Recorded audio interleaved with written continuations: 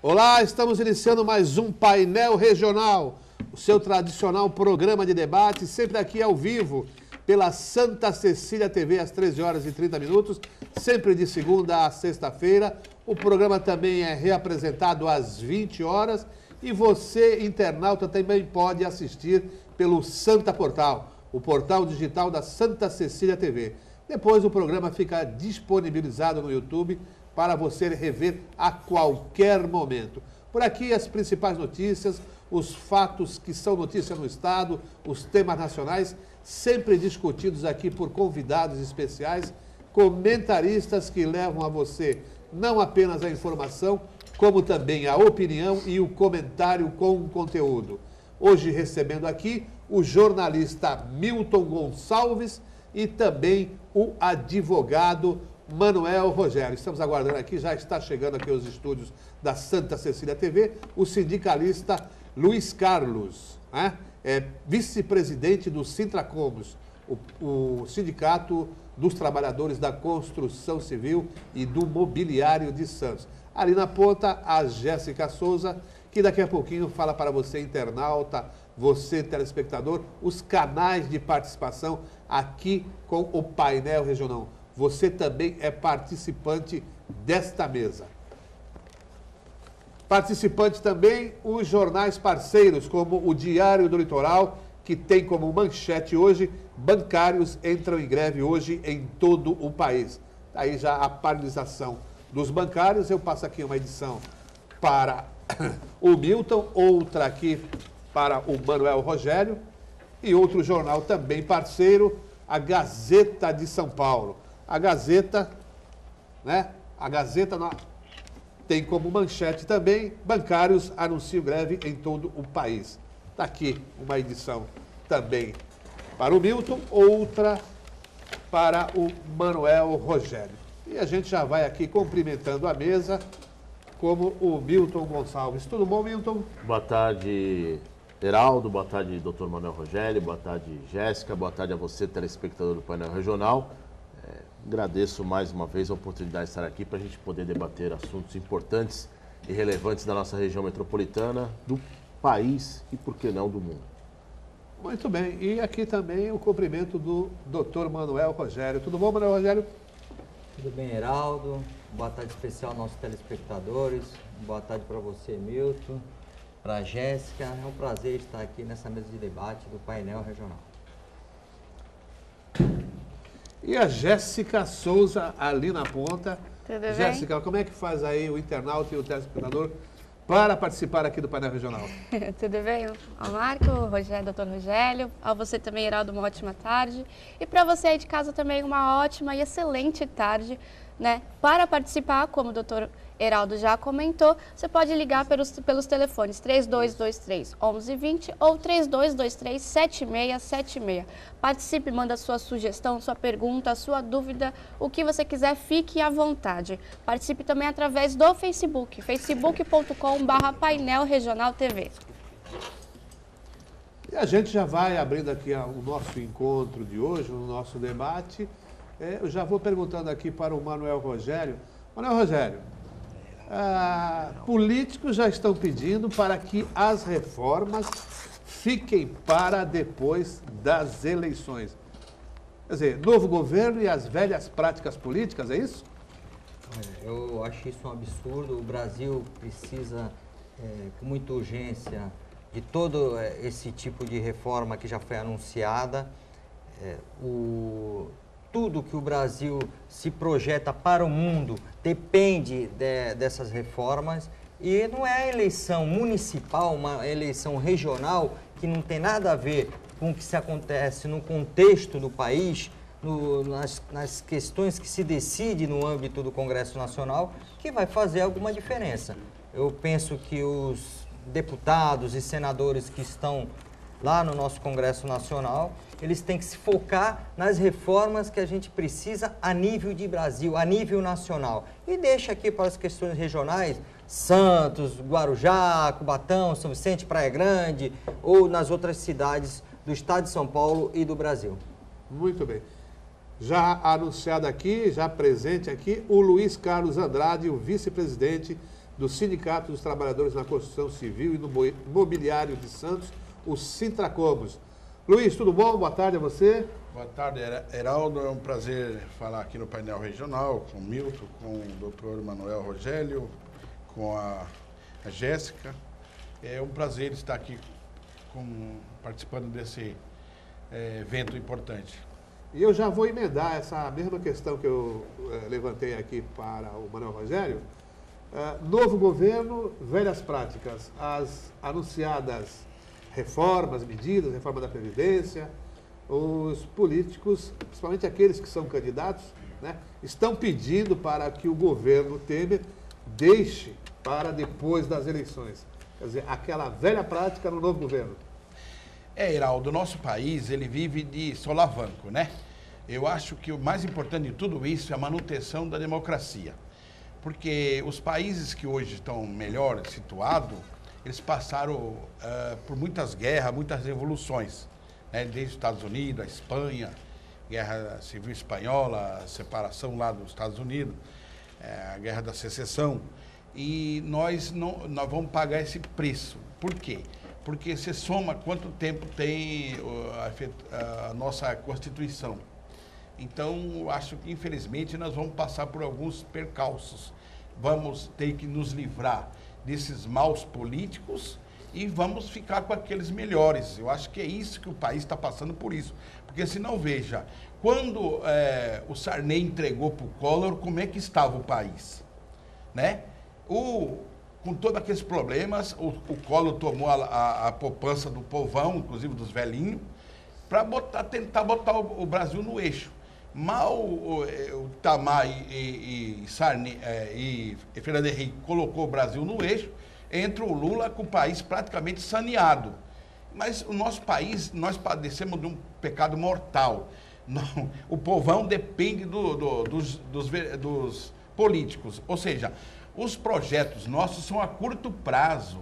E o país do tamanho do nosso tem que ser secular, 50 anos, 100 anos, os grandes projetos. Não é um mandato de 4 anos que vai corrigir tudo, no máximo 2. Mas era preciso que o outro governo que assumisse não pegasse, como diz o gaúcho, o cavalo encilhado, montasse e já saía andando. Não é assim não. É preciso que a população, inclusive o povão em geral, eu tenho insistido nisso, a população tem que ter o seu próprio projeto, independente do governo que vai assumir a cadeira. Nosso projeto é de Estado, não é de governo, não é de mandato. Essa dificuldade, é problema cultural nosso. Ô, Milton, essa questão específica aí da reforma da Previdência, anunciada, cantada, dizendo que se não fizer a reforma, se não mexer agora, já nos próximos anos não vai ter dinheiro para pagar os aposentados pensionistas. Mas o governo está protelando, a pedido dos deputados, enfim, senadores, principalmente os que são candidatos em suas cidades, para que deixe depois das eleições. Quer dizer... Mais uma vez essa jogada? A jogada são as articulações dos bastidores lá de Brasília, né? Quem conhece Brasília sabe muito bem que aqueles corredores, principalmente aquele túnel do tempo, muito conhecido, onde vai de um anexo para o outro, muitas coisas acontecem, muitos conchavos são feitos. Agora, o que nós não podemos deixar bem claro para os nossos telespectadores é com relação aos nossos aposentados, né? Essa reforma, ela vem sendo falada há anos. E sempre cai no colo o prejuízo naqueles que mais necessitam, que são os nossos aposentados. Então, eu espero que realmente após as eleições, não vamos dizer após as eleições no meio de outubro, final, não, ou em novembro. Vai ser só o ano que vem, com certeza. Esse ano praticamente não se faz mais nada lá em Brasília. Esperamos que 2017... nós possamos ter um ano aí de muitas articulações para o bem, que essa reforma da Previdência realmente saia do papel, né? E que haja, de repente, nós falamos aí sobre isso semana passada, se não me falha a memória, aqui no painel regional, essa nova etapa de chamar os aposentados, de a gente poder realmente ver se esse número está batendo. Se as pessoas que estão recebendo realmente estão vivas, se realmente elas estão necessitando de um auxílio-doença, entendeu? Eu acho que tem que ter uma força-tarefa nesse sentido para que a gente possa realmente ter uma reforma boa na Previdência e poder aí equilibrar as contas da Previdência. Senão, a Previdência vai quebrar. Ô Luiz Carlos, qual é a leitura que os sindicalistas estão fazendo dessa questão da reforma previdenciária? No caso específico da tua categoria, do teu sindicato. Bom, Heraldo, é aquela história, né? O país, ele teria que ser passado a limpo. Mas isso teria que ter uma revolução, praticamente.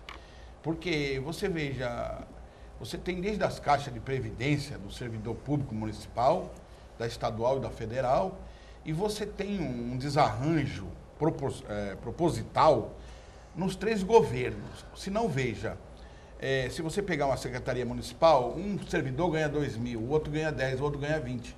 Sai do mesmo tesouro, do mesmo cofre.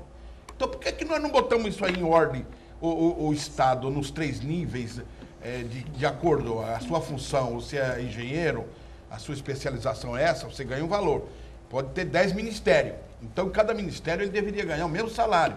Então, e assim, consequentemente, nós temos 2 tratamentos para a Previdência. O servidor, ele às vezes não contribuiu para a Previdência, mas ele pode aposentar com 50, com 100 mil, com 50 mil, com 30 mil.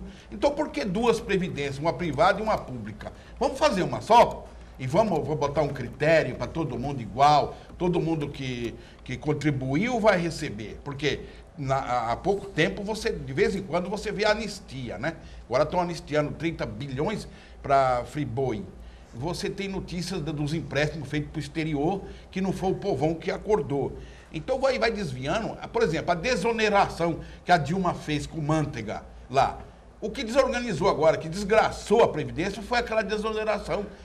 Nós esperamos que seja feita justiça com os injustiçados, tá? E o critério é aquele. Não dá para um político aposentar com 8 anos e você com 65.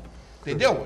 Então, essas distorções todas tem que pôr na bandeja e botar em ordem tudo isso. É um descalabro que está acontecendo e todo mundo fingindo que o povão é burro. O povão não é burro, não. Mas uma hora vai chegar a vez de quem manda no povão. Então, o processo está invertido. Muito bem. Olha, o Rogério já tem uma posição mais sectária em relação à Previdência. Acha que realmente, do jeito que está, quebra. Realmente eu tenho esse posicionamento, mas não posso desprezar o que foi dito aqui com simplicidade, mas com muita sabedoria. Nosso representante sindical colocou uma questão muito importante. Colocou a questão das contribuições da Previdência.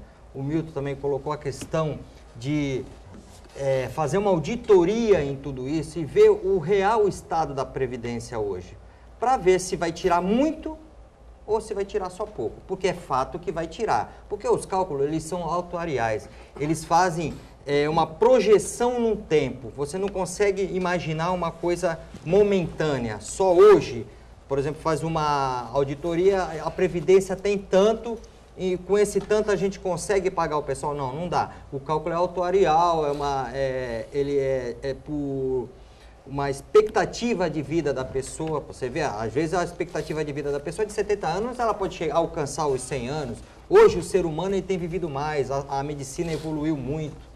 Agora, o sistema brasileiro é um sistema de distribuição. Vai ter aqueles que vão contribuir mais, e aqueles que ainda que tenham contribuído menos, vão receber também.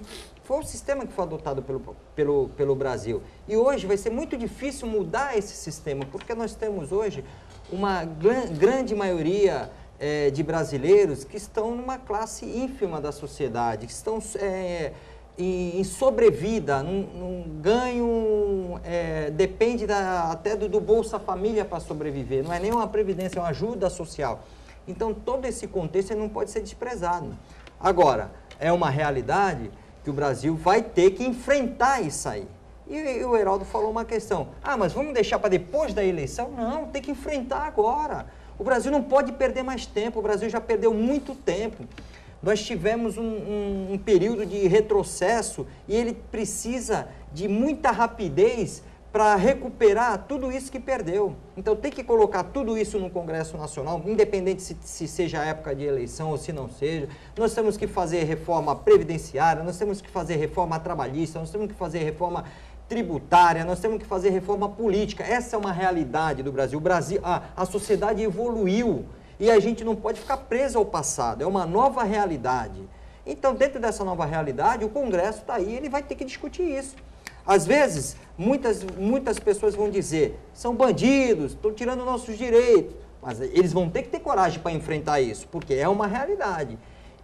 Ele como político, ou eles como políticos, eles vão ter que enfrentar isso e dizer, olha, tira ou mantém ou acrescenta, mas vai ter que fazer isso em época de eleição ou não seja época de eleição.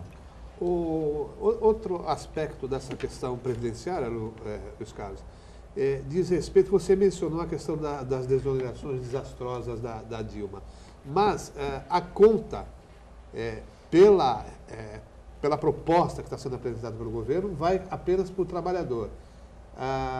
Os furos nesse cofre da Previdência não estão sendo remendados. São empresas que devem uma Previdência, clubes de futebol que promovem aí um grande desequilíbrio, até em termos de expectativa do jovem, na medida que paga salários astronômicos para alguns jogadores de futebol, quer dizer, e desestimula estudo, desestimula outros setores da juventude. Quer dizer, essa dinheirama toda que escorre, o governo não vai buscar. Então, prefere, né, colocar na costa do trabalhador. Então, o problema, Heraldo, aí o doutor Rogério falou, o problema é que nós vivemos de pedágio, né? Um pedágio aguardava o impeachment, agora outro pedágio aguarda as eleições. Por que que a Dilma caiu? Porque a Dilma não tinha mais base. Então, o presidente Temer, inteligentemente, ele depende do apoio. Se os líderes que apoiam a sua bancada falar não, ele não pode ir para frente, ele tem que suportar o que vem das bases. Então, o problema de esperar para depois é justamente esse. E o problema mais grave do Brasil é a nossa dívida bancária, que ninguém fala, né? Isso aí é uma coisa meio subterrânea. Nós pagamos a metade do que nós produzimos, nosso PIB, só para pagar a dívida interna e externa. Então, essa é a verdade, é que é pouco falada. Então, essa gritaria que é para reformar, na verdade, é para pagar os bancos, não é porque está distorcido isso ou distorcido aquilo, não. Agora, de novo, o nosso Estado brasileiro ele teria que ser aperfeiçoado na sua cobrança sem fazer média, que nem você falou, Heraldo. Há muitos ralos aí visto, né? É só chamar o pessoal da Receita Federal, eles vão mostrar ainda. Não sei se é critério para perdoar alguém, né? Que outro dia tinha um dirigente de uma entidade patronal aí que estava devendo, não sei se é 7 ou 10 bi, e contando história aí, negócio de não pagar o pato, não sei o quê, e está devendo os tubos aí. Então, veja, daquele tipo lá não deve ter pouco, deve ter muito. Porque você veja, Dois Brasil, hoje você veja, a Oi aí pediu a recuperação judicial para 10 anos. A pergunta é, um empresário pode botar centenas de trabalhadores na rua. Um trabalhador, se não pagar a pensão, vai preso. Então, o Congresso nosso é muito amável com o empresário. É igual na área de polícia, né? Você vai fazer um BO, você faz um BO eletrônico. Mas se um patrão te der um cheque de R$10, aí você tem que ir lá no DP, fazer lá, ficar o sabor do escrivão para fazer o BO. Então, você não pode fazer eletrônico. É Dois Brasil que nós temos. Muita condescendência para com muitos ou não, poucos? É Dois Brasis. Tanto na Previdência como no resto. Milton, como é que resolve isso? O doutor falou, foi muito feliz na sua colocação, nós precisamos de várias reformas. Eu digo, já disse a semana passada aqui e vou repetir, eu acho que a reforma política já está agora, na porta daqui 15 dias, né, nas eleições, que você, telespectador, pode fazer essa reforma política, né? Porque se depender lá de Brasília, a gente está roubado, entendeu? Então, vote bem, vote consciente, tem muitos candidatos que estão à reeleição, que são bons, que com certeza dá para a gente votar, dá mais um voto de confiança, mas tem muitos que estão aí, que ficaram 4 anos, não fizeram absolutamente nada. Tem outros que estão aí caindo de paraquedas, querendo uma boquinha, né? E por aí vai. Então a reforma política começa por aí. E quando o Luiz Carlos fala de pedágio, eu incluo mais um pedágio aqui, viu? Tem o pedágio do Cunha. Porque o Cunha, de segunda-feira que vem, vai lá, estão tentando achar o Cunha para entregar a intimação dele para dia 12 começar a cassação do Cunha. Então, se o Cunha for cassado, olha, não sei o que vai acontecer nesse país, viu? Ô, Rogério, o Milton falou que pode começar pela casa, citando as eleições. Você acha que pode começar também? É uma iniciativa? A primeira reforma quem faz é o povo, afinal tudo emana do povo, isso é democracia. É o povo que traz tudo, o que está acontecendo, é o nascedouro de tudo. Agora, essa questão do Cunha é interessante, porque ele dá uma entrevista para o jornalista, mas não consegue ser achado para ser intimado. Eu fico até preocupado com isso, porque isso causa uma certa insegurança jurídica brasileira, porque isso leva as pessoas a acreditar que tudo pode nesse país. Eu acho que isso já deveria ter publicado algum edital. Se ele não saiu do país, publicaria nos jornais de grande circulação, nos lugares onde ele ainda tem estabelecimento oficial, porque ele tem gabinete, e ele estaria dado como intimado para sanar qualquer tipo de nulidade que possa ser questionado.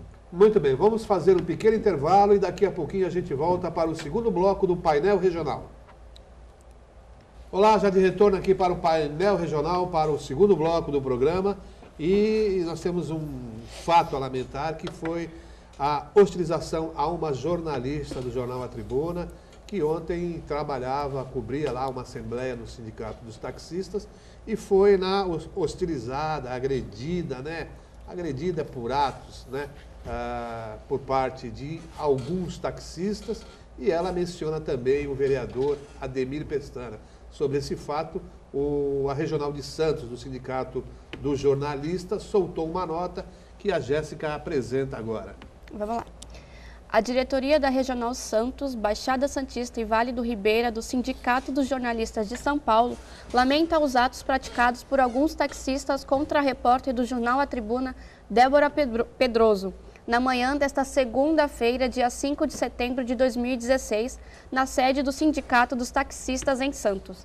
Pressionada e ofendida por alguns profissionais e pelo candidato a vereador Ademir Pestana, do PSDB, e seu assessor Fernando Scheffer, a profissional teve que sair do local e voltar algum tempo depois para finalizar o seu trabalho. A Regional Santos respeita o direito de qualquer categoria se manifestar e protestar contra qualquer empresa de comunicação quando se acha atingida, mas lembra que a jornalista é uma trabalhadora assalariada e estava nos exercícios da sua profissão, que é apurar e relatar os fatos. A direção vai exigir a punição dos envolvidos junto ao Sindicato dos Taxistas, a direção do PSDB, a Câmara Municipal e pedirá providências às autoridades competentes. Glauco Braga, diretor regional do Sindicato dos Jornalistas de São Paulo. Está aí muito bem a nota do Sindicato dos Jornalistas.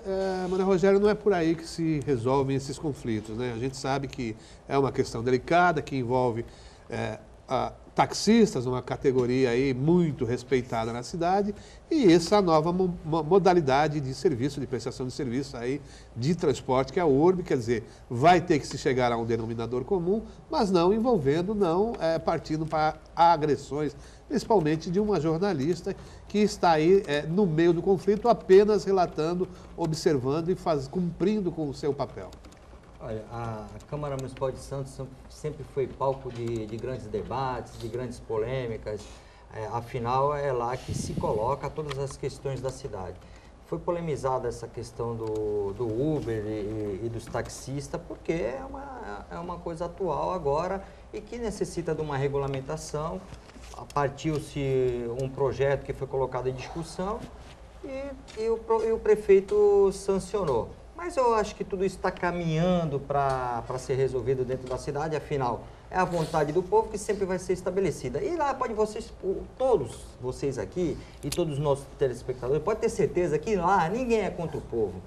Eu acompanho muito as sessões da Câmara, O que se quer lá é uma coisa legal, regulamentada, não afoita, que as questões sejam debatidas, não prejudicando uma categoria, mas também não prejudicando uma evolução da sociedade. Quanto a esse episódio específico que relatou aqui a Jéssica, com a nota do Sindicato do Jornalista, eu lamento muito que a jornalista tenha sido hostilizada, mas eu posso fazer aqui uma defesa do vereador Ademir Pestana. Eu conheço pessoalmente, eu tenho muito contato lá na Câmara com ele, é uma pessoa de muita simpatia, é uma pessoa muito educada. Acredito que pode ter tido um mal entendido aí, porque realmente quando uma categoria, está aqui o nosso sindicalista aqui não me deixa mentir, quando uma categoria está defendendo os seus direitos, aqueles sindicalizados acabam se exaltando e começam a discutir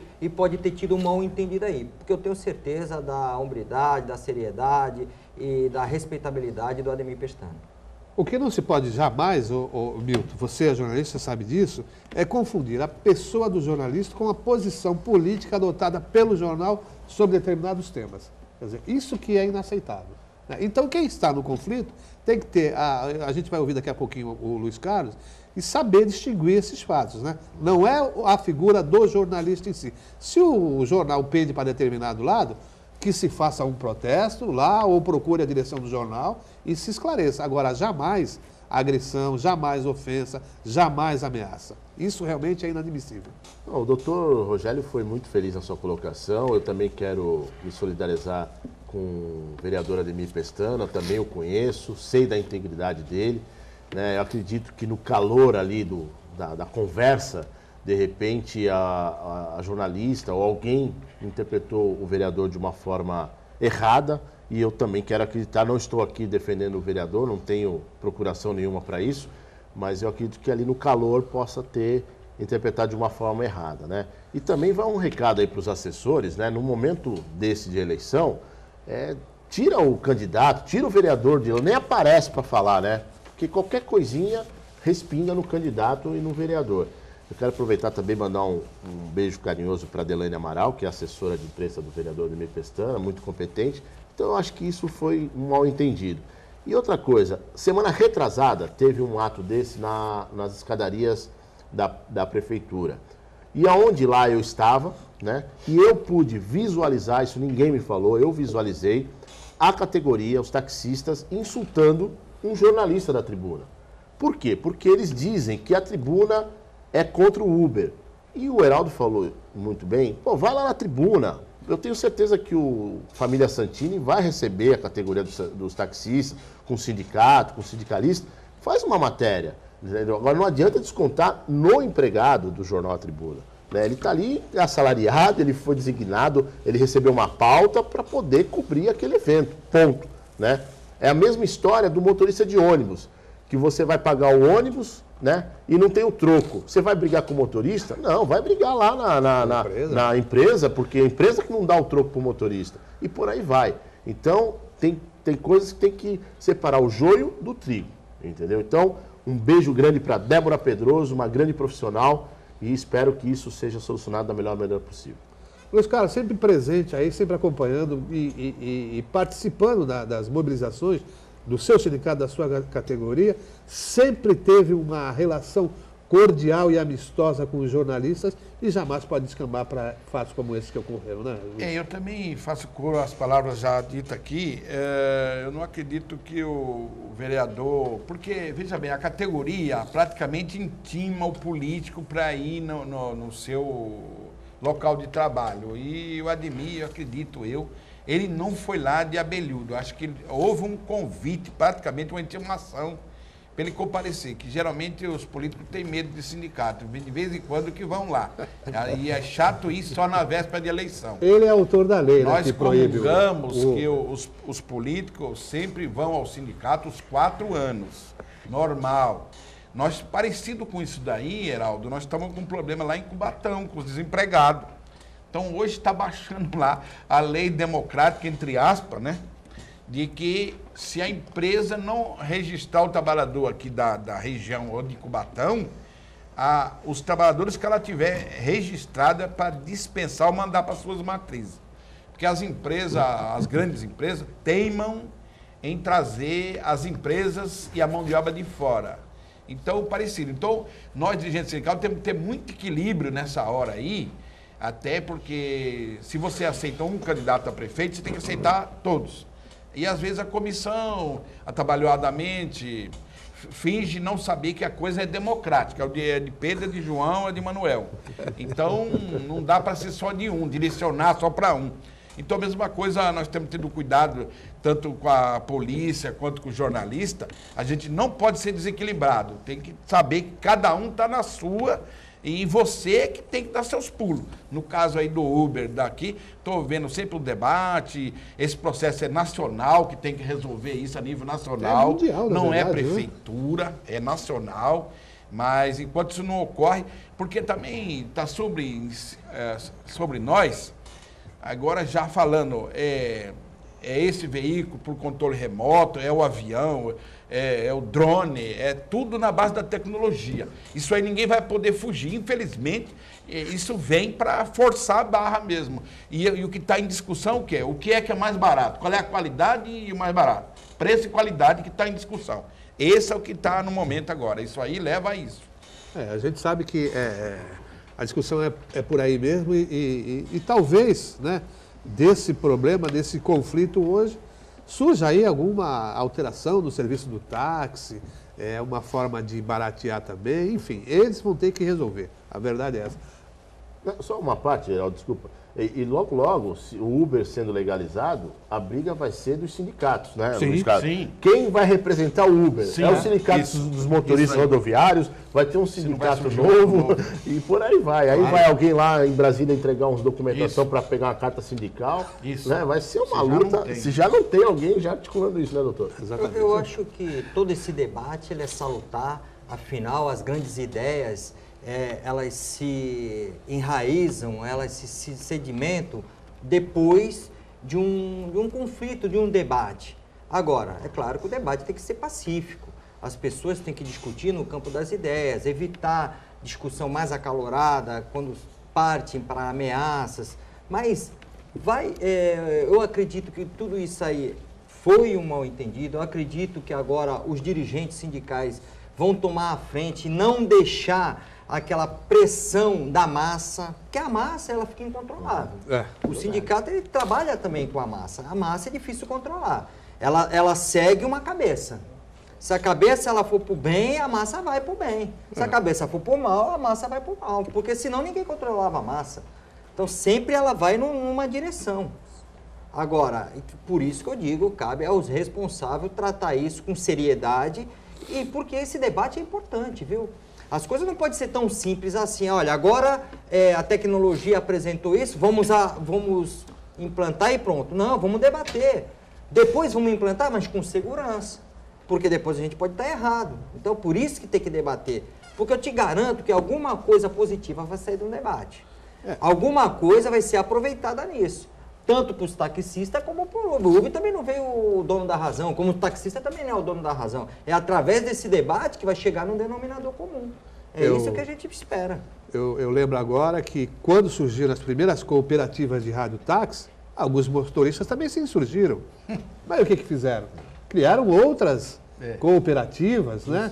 Qual é o objetivo deles? Prestar o melhor serviço, ter o atendimento, ser requisitado. Vai forçando.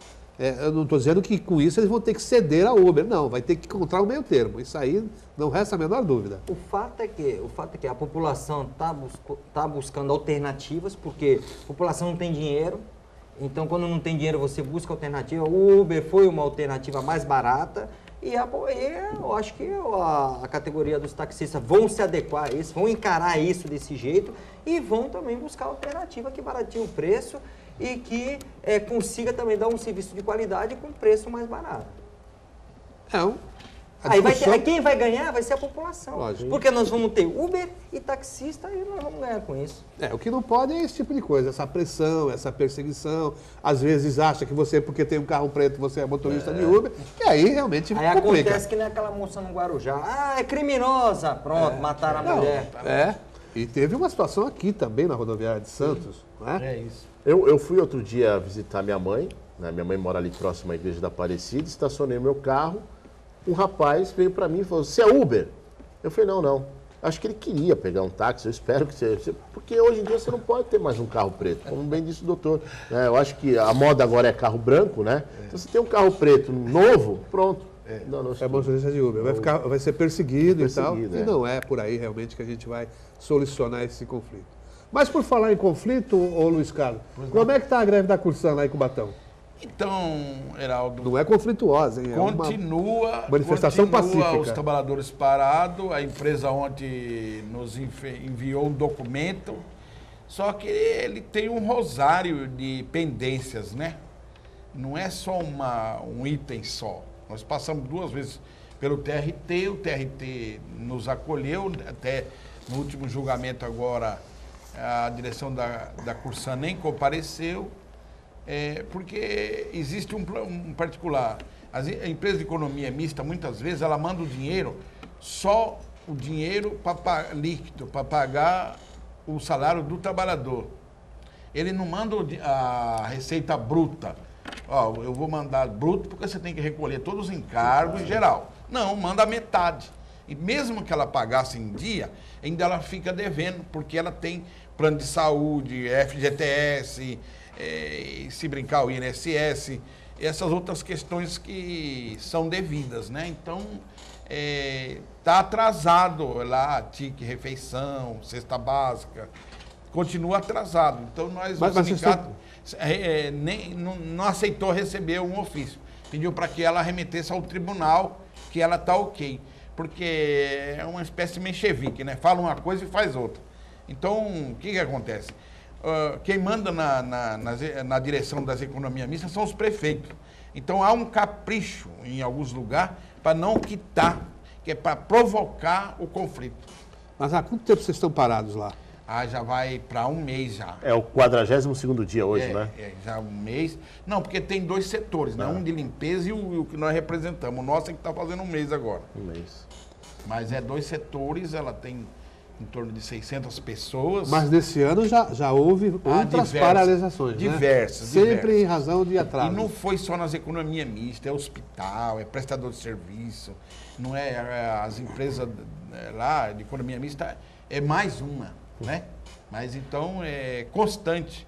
O relógio da prefeita não acabou a pilha. Ele está descontrolado. Vamos fazer mais um intervalo e a gente já volta daqui a pouquinho para o terceiro e último bloco do painel regional. Olá, já de retorno aqui para o terceiro e último bloco. A gente vai ali com a palavra agora para o Luiz Carlos, que ele quer falar um pouquinho do Fundo Municipal de Desenvolvimento Econômico. É isso, Luiz? Isso, Heraldo. Heraldo, pesquisei muito, estudei muito e eu descobri que os municípios não são habilitados na área de ciência e tecnologia. Então, para ser habilitado, ele tem que ter o seu próprio Fundo Municipal de Desenvolvimento Econômico, Ciência, Tecnologia e Emprego. Para criar emprego é na área científica. Então, a gente tem notado que as prefeituras, os vereadores e prefeitos não têm habilitado porque a resposta não é por mandato. Infelizmente, tem coisa que é igual a árvore e a raiz. Você tem que plantar agora para que 10, 15 anos você ter. Então, eu vi que o Estado e a União é organizado. Você tem o fundo, você tem as leis, o decreto, mas você não tem no município. Então, nós precisamos criar no município o Fundo de Desenvolvimento Econômico, Ciência, Tecnologia, Inovação e Emprego, porque aí é questão científica, você organiza. Então, você cria ou a secretaria ou a diretoria com o mesmo nome, Desenvolvimento Econômico, Ciência e Tecnologia, e você vai fazer projeto de 10, 15, 20, 50 anos. De onde viriam os recursos? Então, os recursos, justamente, você tem que criar no município para você fazer o projeto para buscar que o Estado e a União tenham isso habilitado. Só que o município não gosta porque não é coisa de 2 minutos, não é um PF, que é um prato pronto. Vai ter várias mãos a organizar, como se fosse uma Agenda 21, você chama os parceiros, tá? A gente deseja fazer aqui na região uma conferência de educação profissional e tecnológica, com o setor educacional, o setor de produção e universidades para você e eleger elementos de cada setor para você ter a demanda do local e buscar recursos do Estado e da União. Mas precisa ter o projeto, mas também tem que habilitar o município. Se não habilitar o município, não fala em criar emprego. Essas coisas que estão falando aí na TV, daqui, coisa, é tudo demagogia. Ele não fala como criar. Tem que criar o fundo de desenvolvimento, depois habilitar e contratar os PHDs via edital, que esse PHD não vai ser cabo eleitoral nem do prefeito nem do vereador, mas do município, do ente, governo. Está aí uma proposta de saída da crise que tem alguns aí que fecham os olhos para isso. A saída existe. Ô, Jéssica, participação de telespectadores? Temos sim. Uma Vamos participação pelo Facebook. O Fernando Araújo mandou pra gente. Diga. Para vocês, né, no caso. Não tem lógica dizer que a Previdência não tem dinheiro, porque aposentado não é rico. Todo o dinheiro recebido por um aposentado volta imediatamente para a economia e disso são retirados todos os impostos. Se a contribuição não paga a Previdência, então que se faça um estudo onde o aposentado coloque o seu dinheiro e se usa o imposto desse produto para pagar essa conta. É uma caixa preta. Eu acho que até mesmo o governo não contribui com a Previdência. E deveria contribuir, principalmente com as loterias, hein, Milton? E muito, né? Porque a arrecadação ela é grande, né? Ontem nós tivemos uma operação, está até aqui no Diário Eleitoral de hoje, né? Exato. Investigando fraudes nos 4 maiores fundos de pensão. Entendeu? Exatamente. Então essa caixa preta, ela. Um entendeu? Ela vai longe, né? Eu fico triste, fico chateado, porque, como bem disse o telespectador, né? Olha, acho que é 0,001% de aposentado nesse país que recebe bem, né? Então, a gente vê tanto aposentado aí... O topo hoje não passa de 5 mil e poucos reais. Você vai...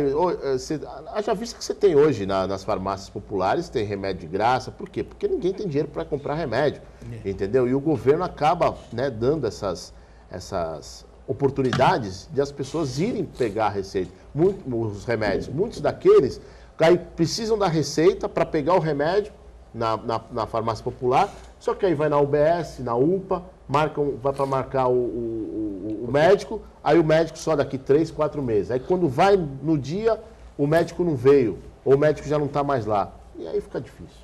Mais participações, Jéssica? Sim, Custódio Fernandes, para a mesa. A reforma previdenciária, segundo especialistas, é só para enganar o aposentado. Alegam que a previdência não é deficitária. Especialistas em direito previdenciário também dizem que o que se deve ser feito é o desmembramento das contribuições urbanas das demais, que não contribuem e recebem. Ana Rogério, separar os tesouros aí, os caixas de contribuições sociais que pagam pela Previdência, porém aqueles que são assistidos não contribuem. Tem que ser assistidos, mas tem que sair de outro cofre. Mas vocês acabaram nessa discussão na mesa, citar os fundos de pensão que já tem problema. Você tem a previdência privada que também não fecha a conta. Você tem a previdência pública que está problemática. Eu acho que a ideia aí mesmo é fazer uma auditoria em tudo, chamar todos esses especialistas, ninguém é dono da razão. Então vamos fazer uma constituinte da Previdência, vamos chamar só aqueles caras que entendem da Previdência, vamos trazer pessoas de todo mundo, colocar lá numa sala e vão debater. Eu tenho essa ideia de que o debate, ele traz ideias boas. Debater até chegar no denominador comum e aí aplicar na Previdência. Porque até então, eu reitero o que vocês falaram, é caixa preta. Mais participações, Jéssica? Temos sim. O Sérgio Gomes.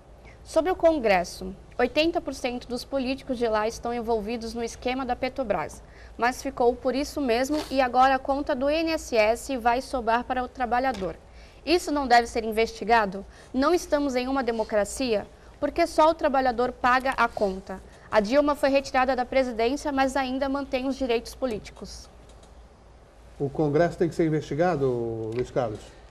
Infelizmente... Se ele vai investigar a si próprio, é difícil. O Congresso é eleito por nós brasileiros. Infelizmente é assim. Eu acho, Heraldo, com todo respeito, a Constituição de 88, ela cometeu um pecado, né? Separou a eleição do prefeito dos outros dois cofres maior. Então, para mim, nós tínhamos que ter a cada 5 anos uma eleição só. Uma eleição Os só. três, o prefeito, o governador e o presidente da República. Um compromete com o outro, senta junto. Então, educacionalmente, pedagogicamente, já ficava vertical o negócio, começava por aí. Ah, não tem dinheiro, mas cada eleição, cada 2 anos, custa 5 bi. Aí o dinheiro aparece, é igual agora que está acontecendo, né? O gasto, de tudo que fala, e você tem que fiscalizar, tudo onda. Cada eleição custa 5 bilhões de reais a cada 2 anos. E por que separou o prefeito? O mais miserável dos três. Porque o cofre do Estado tem dinheiro, o cofre federal tem dinheiro. Até agora fizeram uma reforma financeira dos estados, né? Nós esperamos que tenha melhoria para nós, que ainda não chegou. Mas gostaria que o doutor Rogério tivesse uma informação, se já foi sacramentada essa questão da reforma financeira dos estados, aí, o suporte que o governo federal ia fazer para os estados, né? Porque aí corrigia e você dava um fôlego para o povo. Agora, essa questão da Previdência, de novo, parece que nós somos comandados permanentemente por amadores. Que o caso da Previdência, qualquer coisa vem à baila. E a reforma deles não é reforma, é tirar direito, é diferente. É uma palavra linda falar reforma. Não é. Eu vou sacrificar você. Vou tirar o seu direito que você construiu e o que vem depois, vou retirar. Então a reforma é uma mentira. Não, é tirar direito para poder continuar para pagar os bancos. A verdade é essa. Ninguém fala em pagar banco. É banco que está por trás de nós aí. Mas só que há uma desorganização. Muda o governo, devia ser continuado. Não tem estatuto para tudo? Por que vai mudar? Cada governo muda tudo. E aí só vai tirando, desmanchando. Porque quando você anistia alguém, perdoa alguém, alguém vai tomar na cabeça lá na frente. Ou não? Se o dinheiro é público, você perdoa ou faz empréstimo aí a fundo perdido para o estrangeiro, sim, a aprovação do governo. Devia ter um plebiscito para cada vez que o governo fosse tirar o dinheiro para emprestar para um país aí. E depois vai a notícia do fundo perdido, né? Quanto nós gastamos no Haiti, já não bastava ajudar o Haiti, que foi quem detonou o Haiti, que devia de cuidar lá, que era o primeiro mundo, a França e outros lá. Não nós brasileiros, porque nós não damos de bom samaritano, vai ajudar o Haiti, tem que chamar o país que arrebentou o Haiti, e não nós. É certo. Vamos lá? O Cosme Santos da Areia Branca para o Dr. Rogério. Qual a diferença entre o dinheiro que financia as facções criminosas e o dinheiro da corrupção desviada pelo antigo partido do governo federal, que financia badernas, movimentos e sindicalistas para fazer essas bagunças? Qual é a diferença? Estão tudo no mesmo limbo, né? É tudo no ilícito. Porque corrupção é ilícita. Então, se você desviou o dinheiro, você está na ilicitude. Agora, você tem facções de crime. Você vai ser uma facção mais violenta, uma facção menos violenta, com a outra contextualização. E, para mim, é o mesmo limbo, está tudo na mesma vala comum. Como se dizia no passado, é só o colarinho branco, né? Também. Mais participações, Jéssica? Temos uma participação pela internet, pelo Vamos Facebook. O Roberto do Marapé, para a banca. Já que todos dizem que conhece muito bem o vereador Ademir Pestana, existem rumores de que ele seria proprietário de 5 táxis em Santos. Sabem dizer se é verdade? Caso sim, estaria explicada a posição do vereador. Eu desconheço. E eu não me coloquei aqui como amigo do vereador. Disse que apenas o conheço e que ele foi protagonista, ou pelo menos foi acusado de ser protagonista dessa situação que envolveu a repórter, a jornalista do jornal A Tribuna. Agora, se ele é proprietário de táxi, eu não sei. Sinceramente, também, Roberto, eu não sei. Eu também desconheço. Eu sou amigo do doutor Manuel Rogério, sou amigo do Heraldo, sou amigo do Luiz, sou amigo da Jéssica. Mas eu não sei da vida particular de cada um deles, né? Se tem 5 carros, 6, 7. Eu falei da pessoa, né? Ademir Pestana, que também está à frente da Beneficência Portuguesa, uma pessoa amiga, um amigo, como vários amigos que eu tenho. Agora, se ele tem ou não tem, infelizmente eu não posso responder. E se ele tiver e o telespectador tiver essa informação, pode ser até denunciado à Câmara, porque a lei que proíbe o transporte, o Uber em Santos, é de autoria dele. Ele estaria legislando em causa própria. E, se você tiver essa informação, eu acho que uma denúncia ao Ministério Público seria interessante, importante, né? E se tiver informações desse tipo... Apesar que essa briga de Uber e taxista não é daqui de Santos só, né? Não, É mundial. sim, de jeito nenhum. Até em Londres. Aí outro dia eu estava vendo que lá em Londres estavam tendo o mesmo problema parecido com aqui do Brasil, né? Foi em São Paulo e agora aqui. Então nós esperamos que tenha uma saída inteligente aí para as duas partes. É porque em Londres, o que ocorreu em Londres, eu tive lá na época que estava sendo instaurado o Uber, lá tem um sistema de táxi muito organizado e o que aconteceu? Acabou tendo muitos...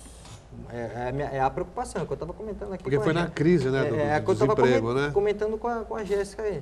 A gente tem uma preocupação de que se a coisa for desordenada, sem uma regulamentação, é um perigo, porque de repente vai ter mais carro na rua do que pessoas querendo. Isso também. Essa que é a preocupação, a coisa tem que ser um pouco controlada. Tanto é que o número de táxis, eles eram limitados. Não pode, você não podia ter só táxi em cada esquina, tem um número limitado, tem um local certo para parar. Não, vem a desorganização. Aí foi que nem quando iniciou-se essas lotações na prefeitura de São Vicente. E quase que Santos também entra esse transporte clandestino, chamado de transporte clandestino, né? Foi um assédio grande, né? Estava olhando, já fiz parte no passado da comissão tarifária, a gente lá fomos assessorados por um ex-economista da Erondina, quando foi prefeito, e lá, pela a norma de transporte de ônibus, a vida útil de um ônibus é 7 anos. Então, depois de 7 anos, o dono daquela aviação, aqueles ônibus deveriam ficar graciosamente para o próprio público. Por quê? Porque em 7 anos, aquele empresário já faturou, porque na lei do transporte... Isso que o senhor está falando é interessante, que ontem na Câmara de Santos teve um projeto que foi debatido isso sobre a transparência, e está aqui no jornal, no Diário do Litoral, sobre a transparência no transporte público, essa questão, as planilhas, o que eles vão investir, Então, justamente isso que você está falando. Então, a cada 7 anos, ele teria que renovar a sua frota. E aquela, ao renovar, passou de 7 anos, já teria que, porque já fez a vida útil, o empregador já se beneficiou, a população já pagou aquele serviço. Agora o que eu não gostei, que eu acompanhei a sessão, foi que foi adiado por 20 sessões. Aquela questão, vai adiar só porque é época de eleição? Não tem o que adiar, vamos discutir isso aqui. 20 sessões é muito Agora, tempo, hein? por qual motivo foi adiado? Porque foi o vereador Kenny que pediu adiamento, porque ia conversar com o prefeito. Muito bem. É curioso isso, conversar com o prefeito, né? Porque o vereador... Não é o papel do vereador, o vereador tem que legislar. fiscalizar. Ponto zero de um vereador é fiscalizar. Como eu ia voltando, né, na questão lá da época do carro, da frota particular, a lotação, e o ônibus, a empresa comum, né? Você não pode fazer um contratinho de 2 anos, de 5 anos, porque é 20 anos em diante para poder o investimento, o retorno. Então, na época era o seguinte, era 6 pessoas por ônibus, somando mecânico, manutenção, guarda, vigilante, e os motoristas e cobrador. Então, a discussão era aquela, porque em lotação você tinha mal o dono da lotação. Então, um número reduzido de funcionário. Então, daria mais empregos tendo uma aviação. Muito bem, a gente vai encerrando o debate desta tarde, com a participação hoje aqui do Luiz Carlos, do Sindicato dos Trabalhadores da Construção Civil, o Milton Gonçalves, jornalista, o colega aqui, Manuel Rogério, e a Jéssica, sempre atuante ali na interação com você, internauta, com você, telespectador. A gente agradece a todos e amanhã estaremos novamente aqui juntos. Muito obrigado.